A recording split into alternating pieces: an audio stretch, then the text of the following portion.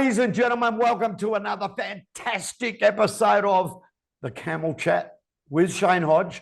And today I am blessed. We have another superstar, powerful woman who's from Australia, from Melbourne, my hometown. So her and I, we love each other automatically. People in Melbourne love each other because we're artistic. We enjoy great food, best restaurants in the world, best theatres, best sport, greatest MCG, you name it, it's all in Melbourne. But enough of that. Why am I talking with Ness Browne today? It's actually Vanessa Browne, but she prefers Ness, all right? So she is the founder of Two Brownies, which we're going to ask her where she got that name from later, in Melbourne. But she's been involved in this digital marketing agency business since 2018 because she had another business which was super successful, small business websites. But the reason I want to talk to her is not only because she's a superstar in the agency world, two, Vanessa's one of the last few people left in this planet that says it like it is. I mean, she's great in the doodle community. She will whack people, she'll praise people, and she tells the truth, and I love that. Her background, super smart, got an MBA, which I admire anyone that's got an MBA. She also has a degree in music, so that's a good thing to know about as well. But what I love about her most, she's smart, she's very consultative in her approach, so she's got information that she'll be able to share today that everyone can grab hold on to. You know, we don't need how to build really good websites. None of us need to know that. We need how to sell, how to run a business, and how to help with our lives. And that's why I want to talk to Ness today, because she's a legend at all those things. And she's got a fantastic, infectious smile. So, Ness, welcome. Hi, everyone. Hodgie, thank you so much for having me today. I'm so super thrilled to be here. Oh, and how's that for an intro? It doesn't matter what we do, because the intro says it all. That was a wonderful intro. Right? Wonderful intro. You're smiling. It's good. I'm going to get right into it. We're all smiling. Now, here's the toughest question, and this leads us everywhere. Oh. So what I want is a 5-minute elevator pitch of your life from start, where you were brought up, born, where you grew up, a little bit about mum and dad, what sort of an influence they were on you. And then from there, we'll lead to what got you into the business you're in today. But first of all, tell us a little bit about you. Thank you. So, as you said, I'm Melbourne born and bred in Victoria, in Australia, which is also your hometown. And only child. My mum and dad adopted me when I was exactly a month old. Wow! From the Queen Victoria Hospital in Melbourne. So I had a wonderful upbringing, wonderful parents. We even look like each other. It's amazing. So went to school, went to uni. I was always sort of musically minded in the orchestra and everything. So as you said, I ended up getting a music degree. In hindsight, I'm not sure why, but when you're that young, sometimes you don't know what you want to do, right? So I got a music degree. It was wonderful to have, but I've never really used it. Yeah, but you enjoy music still? Yeah, look, I do. And I've still got a lot of friends who are in the music industry. So that was great. But after that, would you believe after uni, when I came out with a music degree, I wasn't sure what I wanted to do, but I got it in my head that it would be great to do a 1-year secretarial diploma. Oh, my God. At the time, this is like 87, right? Yeah. 1987. And coming out with a music degree, I'm thinking, holy crap, what do I do with this? So I actually did a 1-year secretarial diploma. So my typing and shorthand skills are off the charts.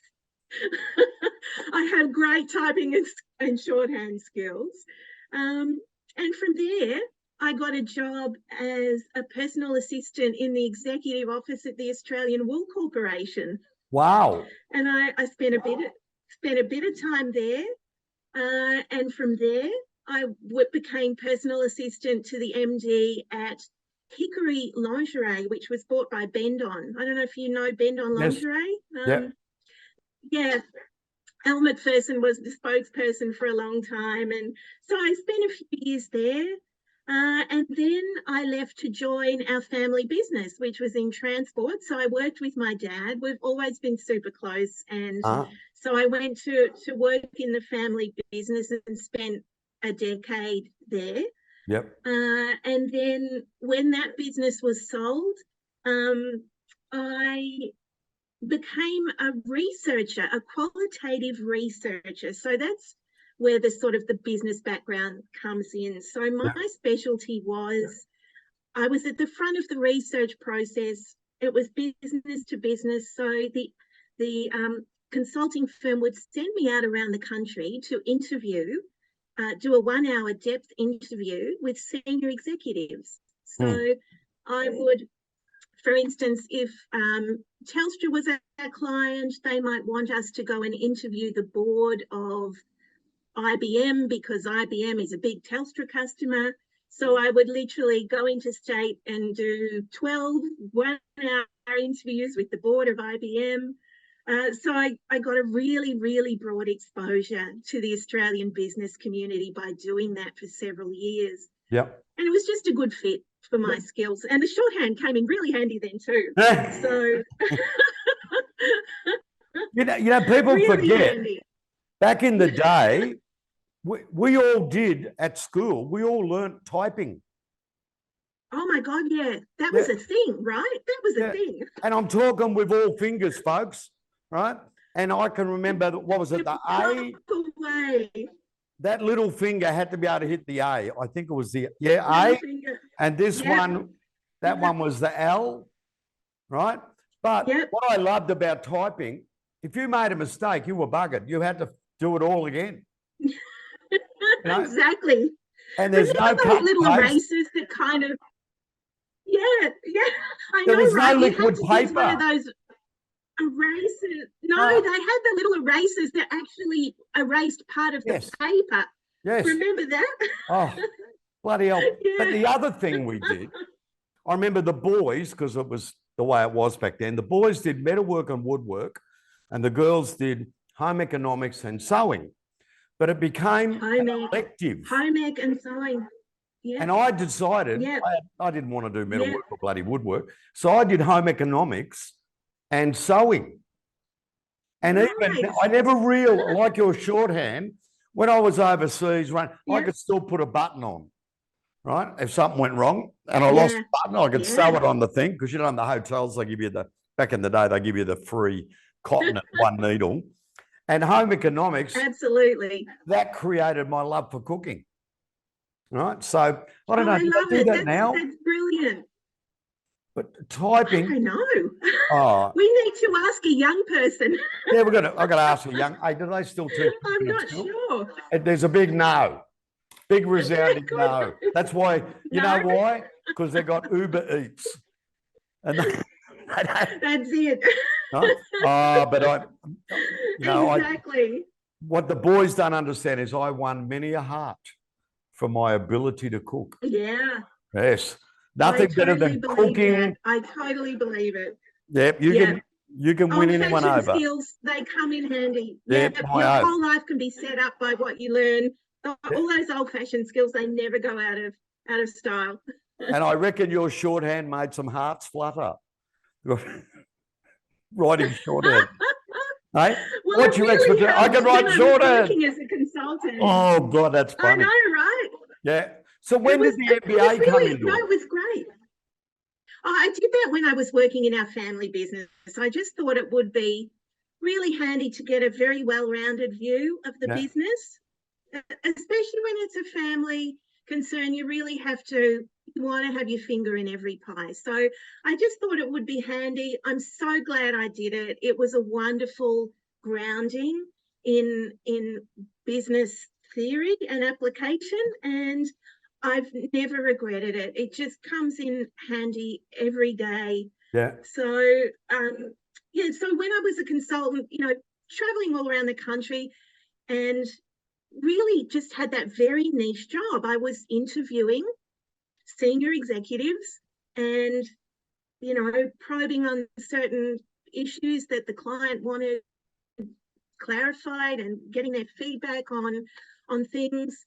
So I did that for quite a while. It was quite tiring. I could literally fly to Perth for a 1-hour interview and come back on the same day if it was like a mining company or something. So after 10 years of that, I decided, it was probably time for something else.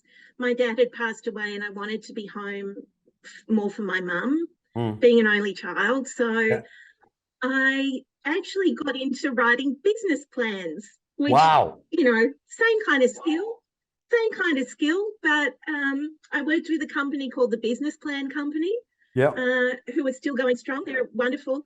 And so I was writing business plans for people who are migrating to Australia on a business visa, businesses that were starting up and looking for a funding round, NDIS providers who were going through the accreditation process.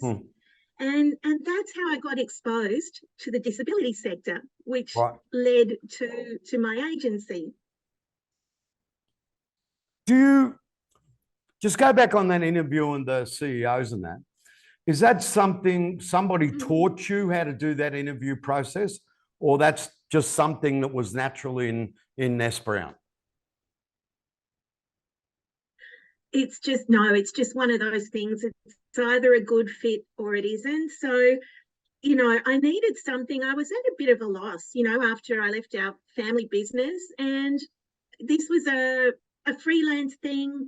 I get brought in on certain projects and they tried me out. And just that combination of having the shorthand, but also having that genuine interest in business models and performance and all that stuff, it just was a good fit for me. I really flourished in that role and loved it. And it is very niche, so there's not that many people who do it. And I thoroughly enjoyed it for 10 years. It was an amazing ride. Yeah. It's funny because if I look at that ability to interview, I class that almost as the ability to qualify. Okay. And right. I have a training background where I ran my own agency teaching selling skills and stuff. And I know in this, like what I'm doing now, that ability to ask questions, to probe, but all the different sorts of questions. And in my case, my dad was a big influence on that, because when I was 13, my dad was very big in the community. He was a JP and was a lot to do with local government. Right. And mum was very antisocial.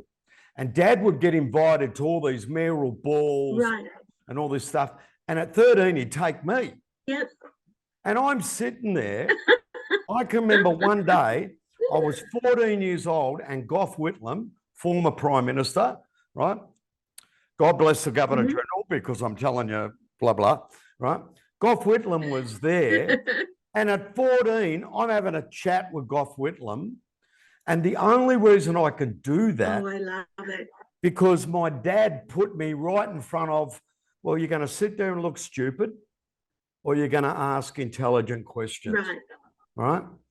And the other I love it. Yeah. What a wonderful, grounding. Yeah. And Dad also taught me, know a little about a lot, not a lot about a little. Because then you can have a conversation. Right.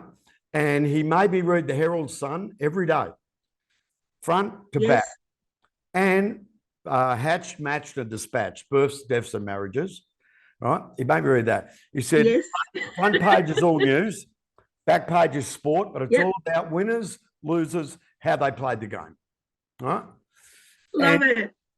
Today is still all that stuff my dad taught me I use today.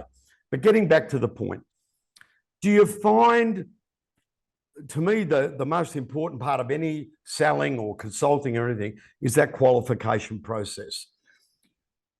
You were in those businesses and you were brought up in an era and you had that background where you had to do that. Do you reckon that's missing a lot today in the skill set of business people?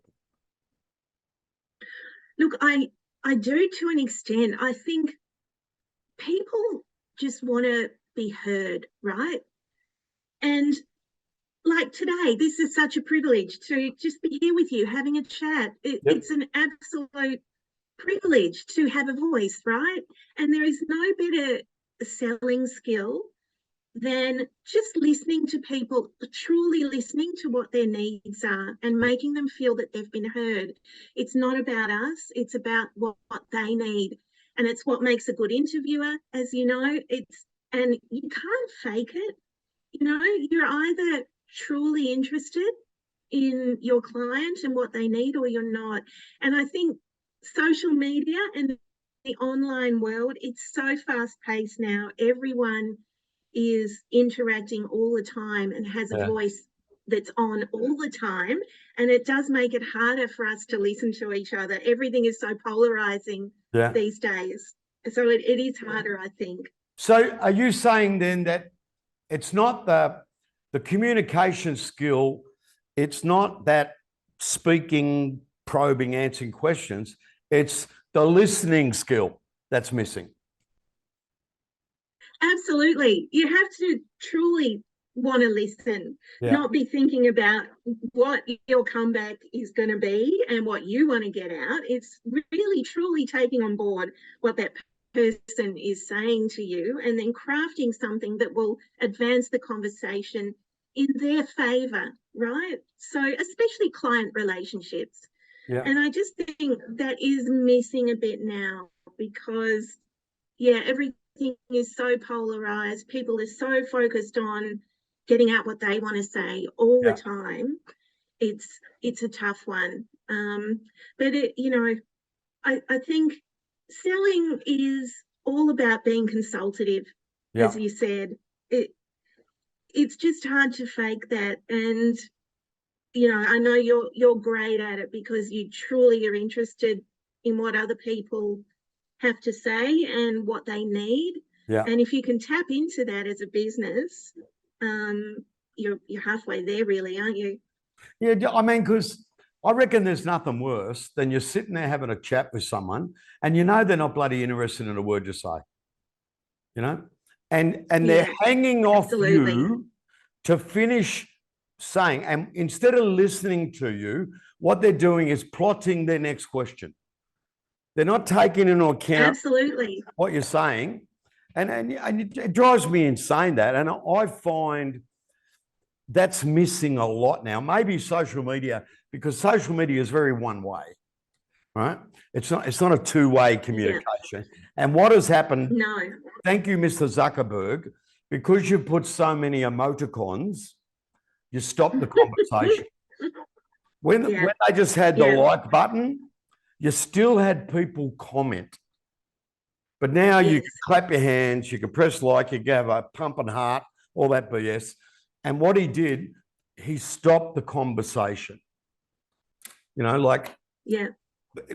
Clicking like to someone's funeral, I still struggle with, But to actually share how you feel, it's not commonplace anymore.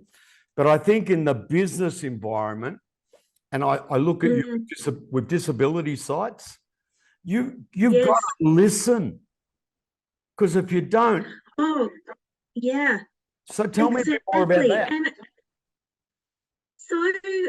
so my agency, because I had this background in business planning, and quite a lot of that was for NDIS providers. And for anyone who's listening from another country, the NDIS is our National Disability Insurance Scheme, and it's a generous, wonderful scheme to support people living with disability. And my clients are the people who provide that support, the NDIS service providers. So the people who will literally go into people's homes and help them through their everyday life and support them and empower them to live their best life with disability, to build their skills, help them with everyday tasks. So my client base is amazing, I've got to say. They are the most wonderful, genuine people. You don't get into this space if you're really don't care about others. So I'm really lucky in that way.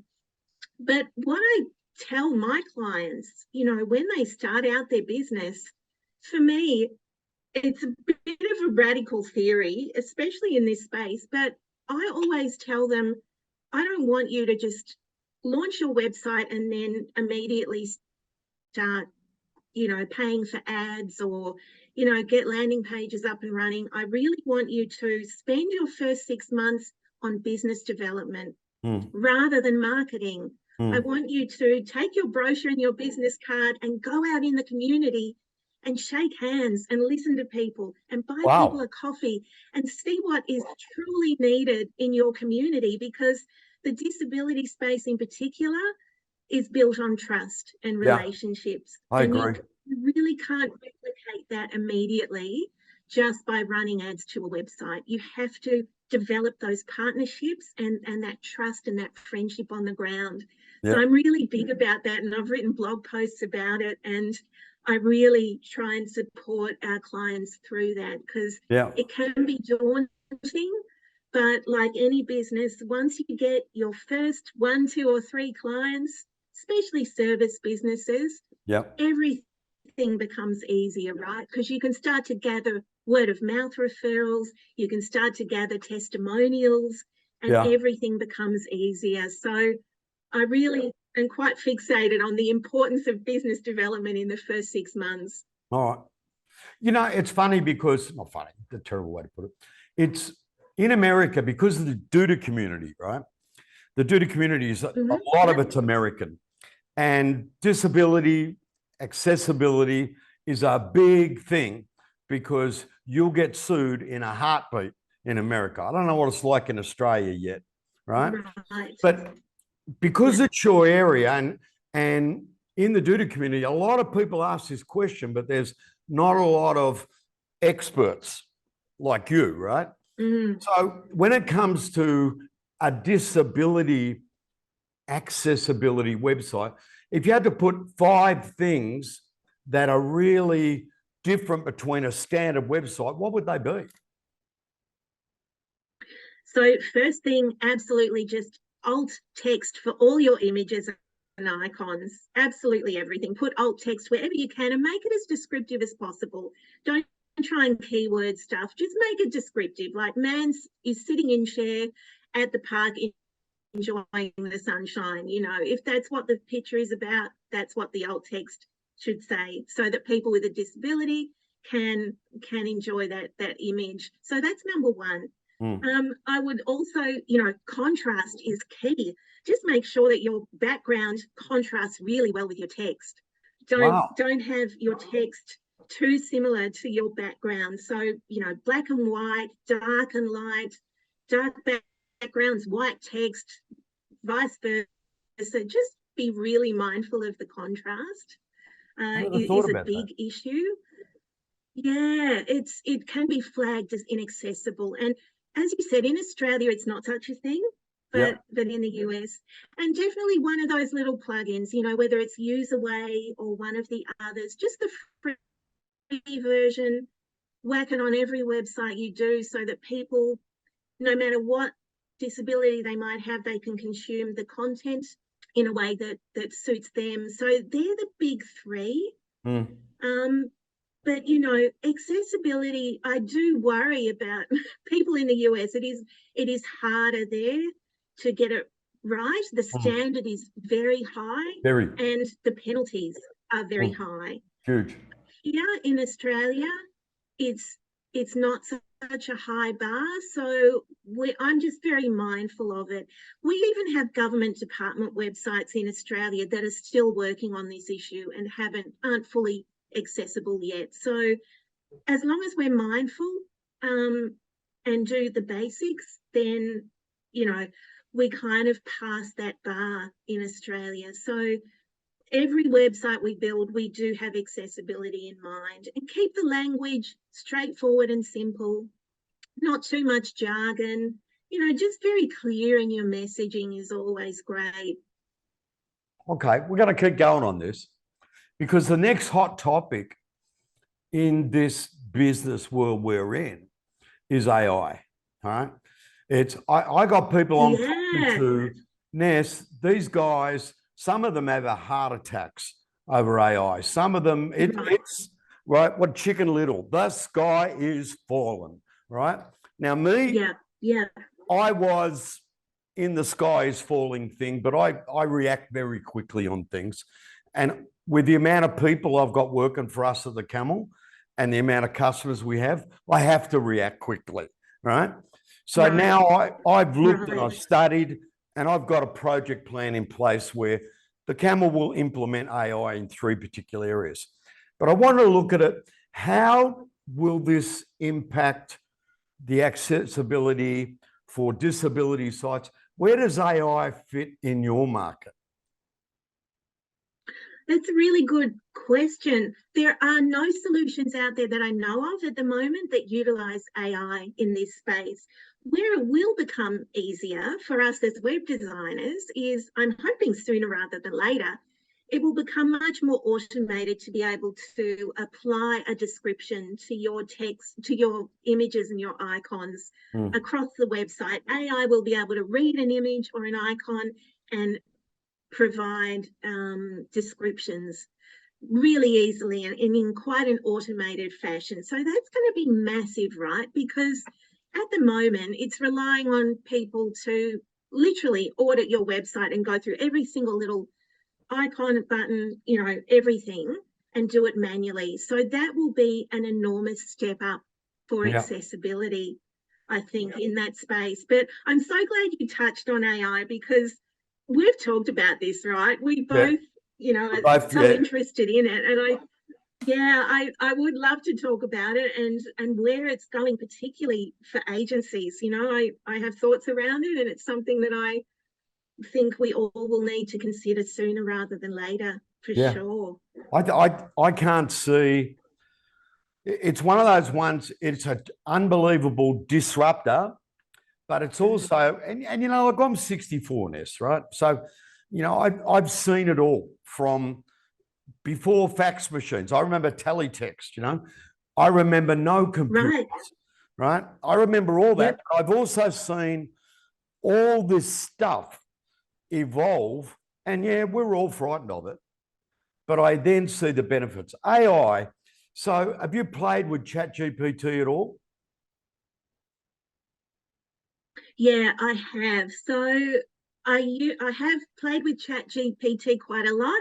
I'm Yeah. trying to get into GPT-4, but they've suspended that at the moment due to Okay. overwhelming So, demand. if you were sitting Um, there but yeah, and you ask it that question, if you said, so this website has the content, you're trying to create the content that it's more user friendly for disability, better accessibility. Have you actually tried asking it the question in the about us, please write blah, blah, blah, blah, blah, and direct it for people with disabilities? Have you done that? yeah, we all of the websites that we produce are directed towards people living with disability and their family and friends. Right. They're the target audience for pretty much every website that we create as an agency. Yeah. We Two Brownies is all about the whole package. So because I come from that business background, it's all about the content for me. So I've always sold what we do as a total package. It's not just about web design. We actually learn about your business and populate all the content on your site as well. Yeah. In a way that truly, reflects what you're about and Yeah. has an understanding of your industry. So everything we write is for people living with disability. So we have to be very mindful of that because there's a very, very broad spectrum there when it comes to physical disability, psychosocial. It's a whole spectrum. So we just try to be very respectful, very clear, nothing fluffy, right? There's no room for being fluffy when you're putting forth a message in this sector. So always have that in mind. Okay. So the average Joe website, all right, Mm-hmm. are they like 1%, 2%, 20% accessible? Or is it lower than that and people just don't think? No, it's actually better than you think. It is better than you think. It And is. I would probably assume that all of the DUDA agencies that we interact with in our community probably are very mindful of accessibility. And I would assume everyone's, doing the alt tags, installing the accessibility widget, got contrast in mind when they're designing the website. I think that's probably standard.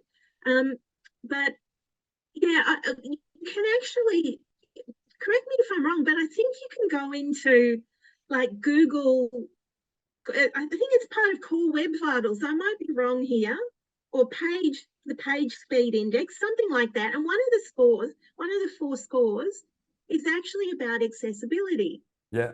So everyone do that if you can, just as an experiment. It's quite eye-opening. And we find out of the gate, our website, so, roughly in the 60% range, then we tweak and it gets up to sort of 80 or 90. I don't think anyone should be looking for perfection. Truly, there is no definitive solution in this space. So all any of us can do is tweak and try and get it as good as we can with the tools we have at our disposal, really. Yeah, you know what's crazy? I've learned more in the last 15 minutes, right, than I have in 3 minutes. I mean, it's crazy, because this is your gig. This is what you do. But you know as well as I, how many times do we read in the DUDA community where people are asking questions, right, about this particular issue? Because, as you said, in the US, it's really bad because it's an ambulance chaser thing, right? Where yes, absolutely, people are studying this and think, oh, we can make some money out of suing this website owner. And it's not big websites, it's little websites. So is it in a lot of ways, is it a matter of just common sense too when you're designing it? Look, it is. You just have to keep in mind, how would people from diverse backgrounds who may be living with disability, how can they consume this content? How can I make it as easy as possible? So if your messaging is right and you talk about that, you address those other 3 issues that I talked about, you're pretty much almost there, because there truly is no definitive solution here, and that's why it's so hard. And that's why people keep asking, because there is no, if someone could just hand over a 100-step plan and everyone was fully capable of building a website according to those 100 steps, we'd all be doing it. But there actually isn't. It's almost like it's an unattainable thing to get 100% accessibility. So I feel lucky that we're in Australia, that I'm in Australia, where we are okay as long as we try and we can show that we're making efforts in this direction. And it hasn't got to the stage where you won't get any nasty emails about it. But in the US, I do feel for people, because we're chasing an ideal that hasn't even been defined yet.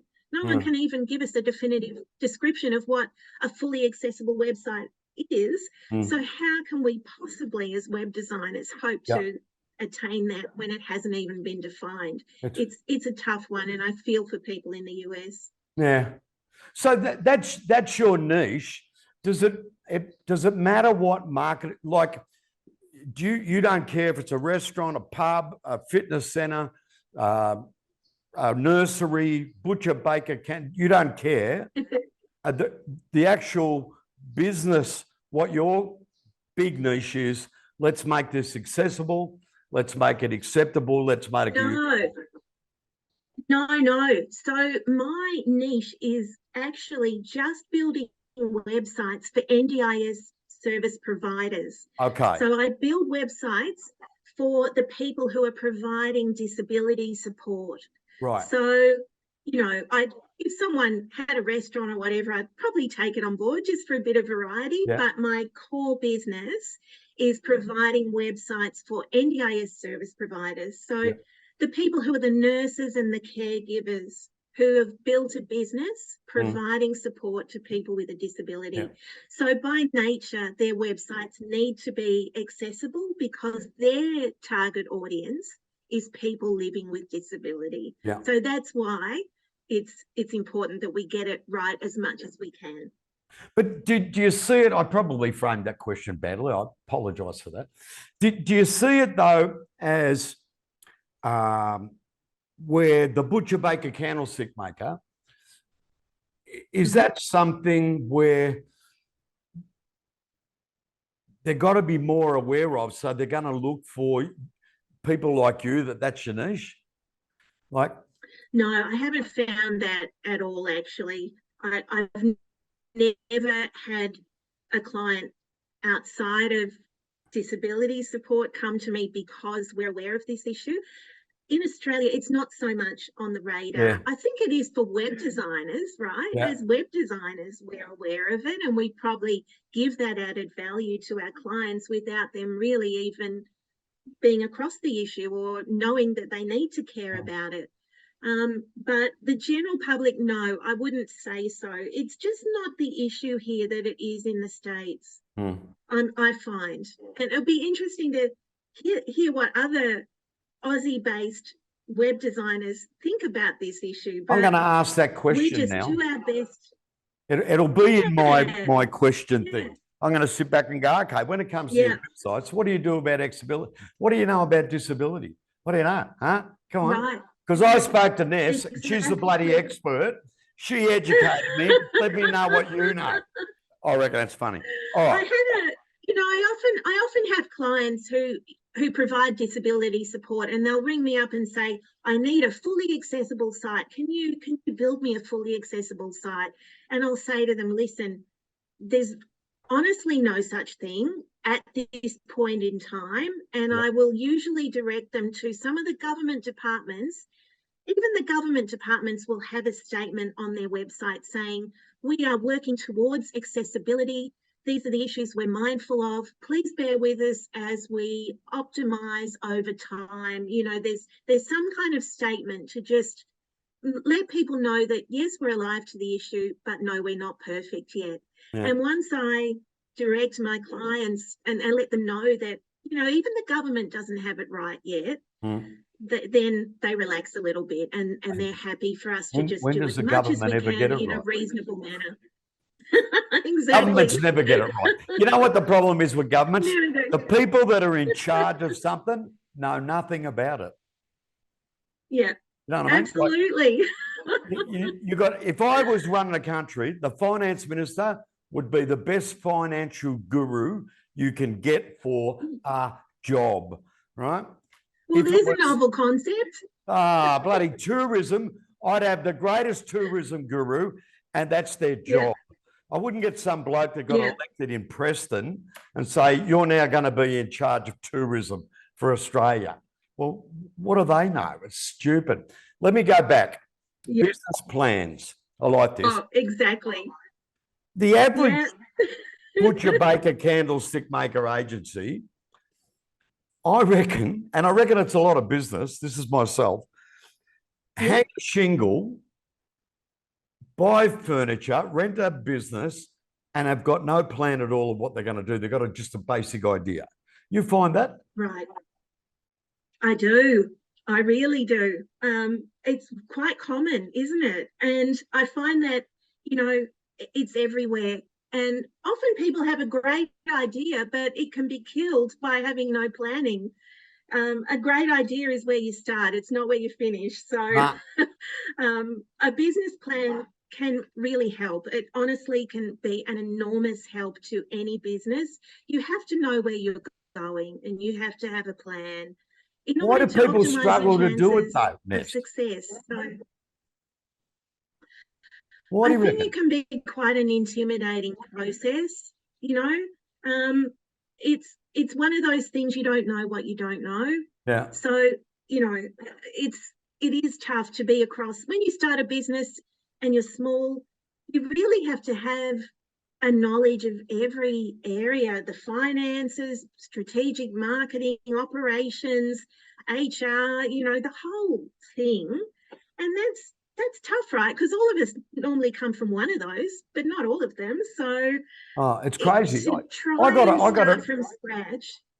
I got one relative who comes up with a new business idea every 5 minutes, right? And I always say the same thing. I say, can you write down a bit of a plan? And the plan consists of 5 bullet points. That's it. And I go, well, it's just not going to work. Well, why is it not? Well, that's not a plan. And I talk to people every day and they're Right. struggling. And I'll say, well, what's your business plan? Right? Yep. But if you look at Yep. every one of the kids that are here that run every department of the Camel, every one of them, everything is a project. That's why we go Yes. through everything. And we look at the benefits, the pros, the cons, the pitfalls.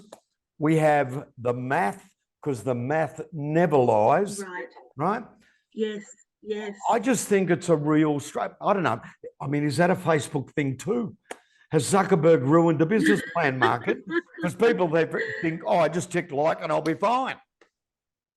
Yeah, look, honestly, and I would really urge people to start thinking about where they're going, especially in the age of AI. You know, as agencies, we are really going to have a plan over the next, not even 5 years, like even over the next 1 year, 2 years. Yeah, 1 year. I reckon too. Yeah. Things are moving so quickly. So we really have to start thinking about, what does this mean for me, and what is my plan to ride the wave and to really make the most of this rather than be swallowed by it. Yeah. I think far too many people are panicking, right? And not thinking. Because, you know, it's like if you were driving, or sorry, on a boat, right? And you're out in the middle of the ocean and all of a sudden there's a little crack and the boat's starting to leak. You can sit there and let the stupid thing sink and you die, right? Or start playing with sharks. Or you can sit back and go, hang on a minute, it's only a little crack. There's got to be something in this joint I can use to fix that. Yes. But it leads me to another point. Yes. If you look at your background and a lot of people I speak, especially the really successful agencies, I'm starting to notice a pattern, right? And that is, there's a particular thing where we've got this particular skill set, right? Where every one of them has got a business plan. Every one of them looks at that leak and then starts to think, what's in this ship that I can fix that leak so I don't sink, I don't swim with the sharks, and away I go. Yeah. When it comes to AI, that mob, we all had a bit of a scramble for a minute. Oh, shit, the boat's got a hole in it. Right? What are we going to do here? Because you're right, Ness. It's not 2 or 3 years, it's 1 year, right? And then all of a sudden, we settled down. Me, I had a Jamison's, a bit of ice, and I sit back and I think, well, what am I going to do now? Right? And what do I do then? I study it. I played with that PT. I studied the internet. I'm thinking, how can this be it? And my whole team knew Boss is doing his normal thing. He's going around like a whirlwind, and then he'll put himself in a cave and work out what's going on. Yeah. Did we learn that back in the day? Is it something that's inherent in us as part of our parental DNA or whatever, or is it a lost skill? Look, I don't think it's necessarily that we learned it because we're older. I think it's just that we probably have it more in mind because we come from a business background rather than a technical background. I think, you know, you tend to see your agency differently when you have a business background and you see it as your service rather than coming from the technical and coding side of things. You come with a different perspective. Yep. And I just think that AI, the time frame is a lot less than people think it is. And right now, I feel like agencies, you know, right now, we're building websites. We might be doing other services, but we're essentially one of the musicians in the band. You know, maybe we're a whole, you know, or maybe we're doing more than one thing. Maybe we're not just the violin player. Maybe we're the whole string section if we're doing SEO as well and other stuff. But AI is going to force us, I think, to stand back and be the conductor of the entire orchestra. You've nailed it. Yeah. I love the music analogy. I think so. Because that's what I had a conversation last Wednesday with a pretty big global agency. And the guy, the CEO, he was actually in fear. I'm not joking. And he said, Hodgie, I don't know what we're going to do with this. And I said, mate, I didn't use the conductor, but now I'm going to steal it off you. All right. So thank you very much. I'll give Ness credit once. On behalf of Ness Browne, I'm going to use this analogy, and then I own it, right? It's mine. It's part of Hodgie's world. And I'm just going to say, exactly. Yeah, mate, you used to be the horn section, the string section. That's what you used to be. No more, mate. You've got to learn to be the conductor of this orchestra, because AI is not going to take over your whole entire business, buddy. It's going to be the foundation that allows you to do the basic crappy stuff that takes forever. You can do it in 5 seconds. But then what you've got to do is you've got to upskill. Everyone in your organization has to upskill. You have to be conductors of this unbelievable. Before you were a pub band, you can be the Philharmonic. Yeah.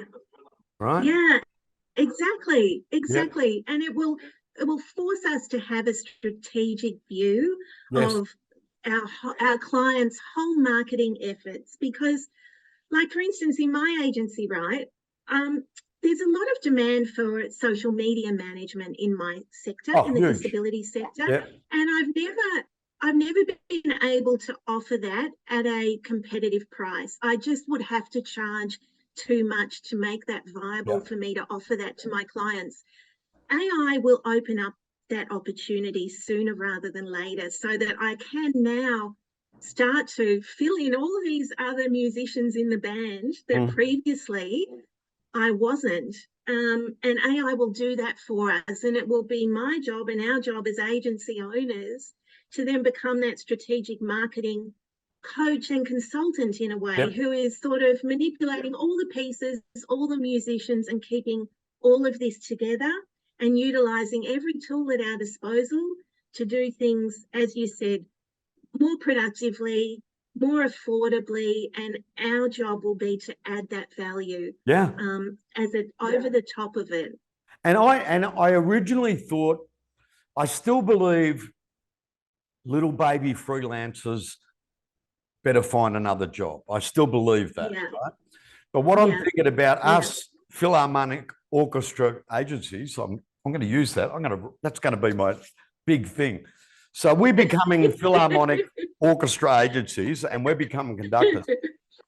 Our clients still, they don't want to buy ChatGPT and do it themselves. They don't want to, because it's only it's only the horn section for them. What they want is that conductor to say, okay, you can use ChatGPT. I don't bloody care. I'll pay you the same as what I was paying you before. I don't care. But I need it in one beautiful opera where all the notes are flowing and everything is fine. So, Ness, you've nailed it. The future, and this is going to be great because this is going to be my my new, what is it called again? Live stream. I'm doing a live stream once a week. And my first live stream is all about AI. And I'm going to run this. I'll give you thanks. I will. I promise online I'll give you thanks. Not at all. So now the business plan, here's the funny part. The business plan that most of them didn't do anyway and found themselves in strife.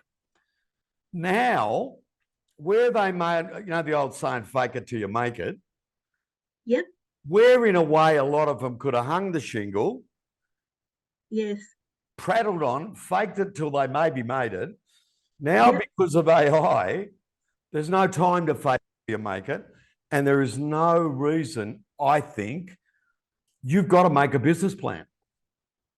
Oh, yes, you do. And it's going to be different for everyone, right? Not everyone is going to want to stand back and take that strategic role for their clients. It might not be a natural fit, but you have to find somewhere where you can add value. Because bearing in mind, AI, it's going to do a great job pretty soon, I think, of mastering all the info that's available online and using it to the advantage of our clients. But it can't know what's offline, right? No. It can't know what's not online. So much of marketing is about what happens offline as much as on. Like, you can have the best website in the world, but is that why your business is successful, or is it because you're an amazing person and people love to do business with you? Yeah. You can't. Geez, that's a good point. AI doesn't know everything. That's a It good only point. knows what's in front of it. You just got to clap from and everyone in this room. Right? Exactly. Can you just say that again? AI. The AI can amazing only know website, what's in people front just of like it. you. It can only know. AI can only gather what it's given online, but marketing is so much more than just what's online. Yes. Proper strategic marketing, every business needs it, and it needs to stand back and look at the business holistically. And it needs to look at, what are you doing to shake people's hands? What conferences are you going to? Is your website a great one, or is it more about you as a business owner? Do you have goodwill in the industry? Like, AI can't capture any of that.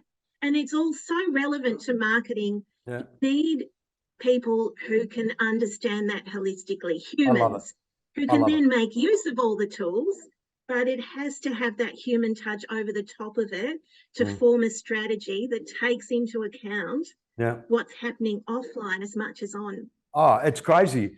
And I think I had my board meeting last Friday, and I submitted to the board that this is my plan with AI. This is my budget requirement. And there is no yes or no. It's must be done.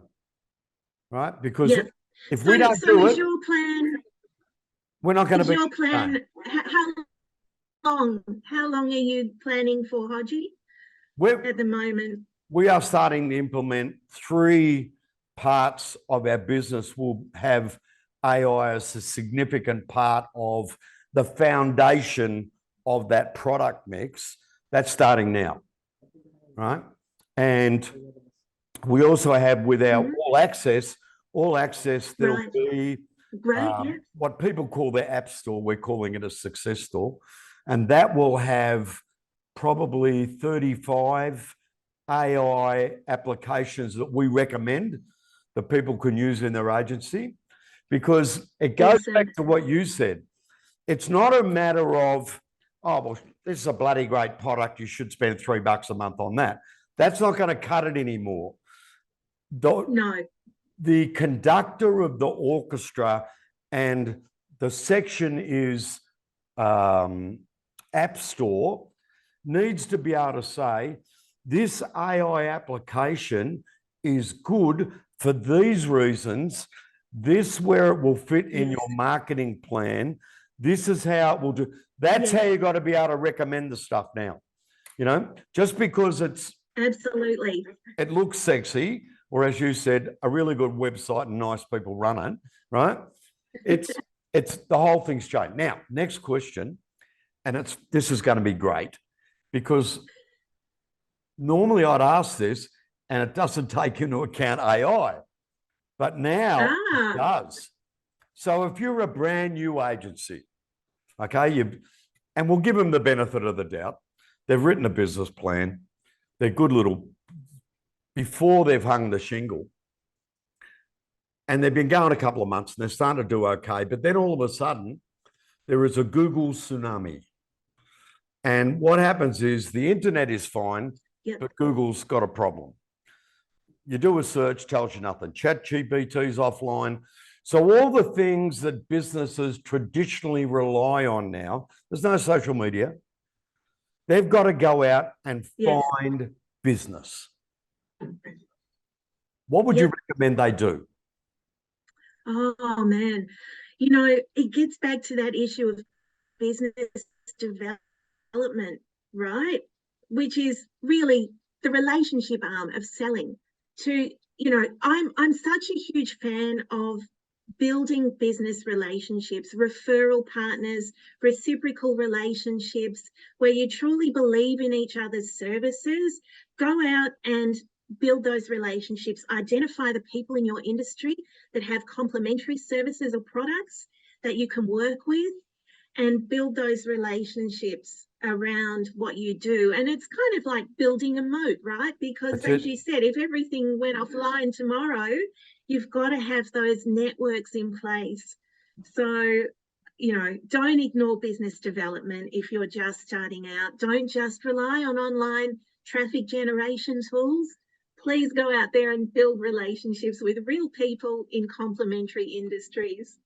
And isn't it funny, if you look at the last almost hour, everything we've covered, you would need those skills to go out and build the relationships. What was the first thing? Was communication, listening. Right.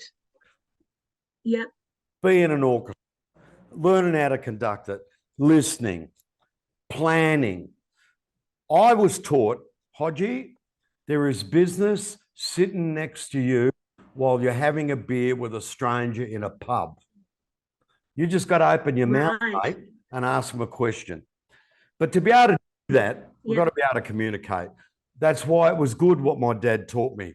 Know a lot about a little, not a little, a little about a lot, not a lot about a little, right? Why? Because I can have a chat. My wife always says, how come you could talk to strangers so easy? Because I could talk about anything, Ness. I know chess. I'll talk to you about chess. I'll talk to you about cooking. I'll talk to you about anything.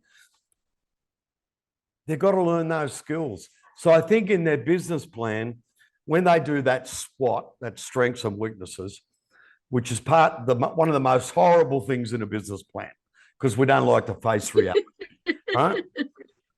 One of their strengths, it's true, but one of their weaknesses may be, well, you're not a really good conversationalist. You're not a good communicator. Well, that's maybe something they have to do a course on. And the beauty of YouTube, you can learn anything. You can become a brain surgeon, right?